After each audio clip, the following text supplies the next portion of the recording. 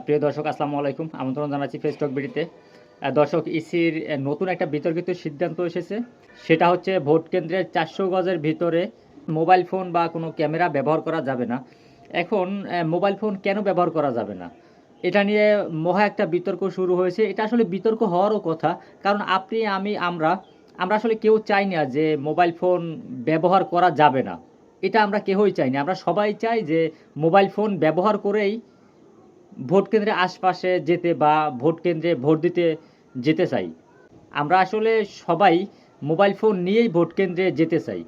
এখন সেটা নিয়ে জনাব সাদিক ক্যাম বলেছে ক্যামেরা নিয়ে যাবে না, এটা গুপ্তগণ নাকি? এখন নিঃসন্দেহে একটু হাসি পাচ্ছে যেহেতু জনাব সাদিক ক্যাম বলেছে যে এটা গুপ্তগণ নাকি, কিন্তু তার সাথে আমি একমত হওয়ার কারণ হচ্ছে আমরা কেউ চাই না যে আসলে গুপ্তভাবে কিছু হয়ে যাক, আমরা চাই ওপেনে হোক। আমি যাকে ভোট দিব সে যদি নাও হয় সেটা আমার জানার অধিকার আছে, সেটা ওপেনে, কিন্তু কোনো গুপ্তভাবে নয়। সে কারণে আমিও চাই যে আসলে ভোট কেন্দ্রে যেন আমরা মোবাইল সাথে নিয়ে যেতে পারি। বিগত দিনগুলোতে যেভাবে মোবাইল সাথে নিয়ে গিয়েছিল সেরকম যেন এই নির্বাচনটাও যাওয়া যায়, যেন নির্বাচন কোনোভাবেই বানচাল কিংবা নির্বাচন যেন কোনোভাবে বিতর্কিত না হয়। এতদিন আমরা জেনেছিলাম যে জামায়াত ইলেকশন ইঞ্জিনিয়ারিং করে, কিন্তু নতুন করে জামায়াতের আমিরও দেখি কঠোরভাবে এটার বিরোধিতা করতেছে। যেমন জামায়াত আমির বলছে একটা মহল নির্বাচন হেরে যাওয়ার ভয়ে হতাশ হয়ে পড়েছে এবং নির্বাচন হাইজ্যাকের চিন্তা করছে।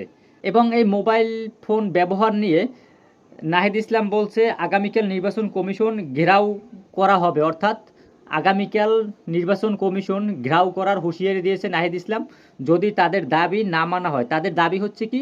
তাদের দাবি হচ্ছে ভোট কেন্দ্রে এবং ভোট কেন্দ্রে যে ৪০০ গজের ভিতরে মোবাইল ফোন কিংবা ক্যামেরা ব্যবহার করা নিষিদ্ধ করেছে, এটা যেন প্রত্যাহার করা হয়, যেন মোবাইল ফোন কিংবা ক্যামেরা ৪০০ গজের ভিতরে বা ভোট কেন্দ্রের আশেপাশে ব্যবহার করা যায়।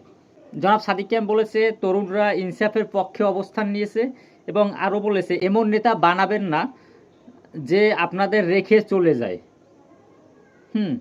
কিন্তু এখানে একটু দ্বিমত পোষণ করি। এমন নেতা বানানো যাবেও না যে নেতা সুযোগ বুঝে সরকারি দলের সাথে আঁতাত করে মিশে। এরকম নেতাও বানানো উচিত না। কারণ যে চলে যায় তার থেকেও ভয়ঙ্কর হয় যে আঁতাত করে গুপ্তভাবে থেকে যায়। সুতরাং চলে যাওয়া নেতাও আমরা বানাতে চাই না, যে গুপ্তভাবে থাকবে সেরকম নেতাও আমরা বানাতে চাই না।